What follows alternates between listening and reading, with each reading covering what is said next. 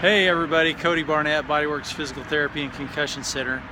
And it's about 7 in the morning and 9 degrees out here.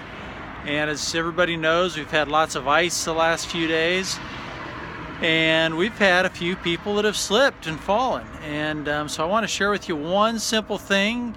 It's the best money you've ever spent. And I'm using them right now. I'm about to throw some salt on the ice out here. And if you're aware of this, if you've ever seen these called YakTrax, let me show you what they look like. You can see them here on the bottom of my shoe, and they have a rubber strap that goes around the front, metal spikes on the bottom, and you can walk on the ice like we've got some slickness right here. You can walk, it's as stable as can be, no slipping. And you would be amazed at how many people that we end up seeing through the course of the year that fall and slip on the ice and hurt their back, hurt their neck, have a fracture, etc. And so for about $18 on Amazon, go buy you some YakTrax and definitely be worth the investment.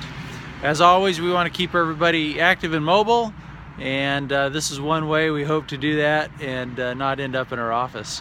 So have a great day, everybody, and until next time, we'll see you later.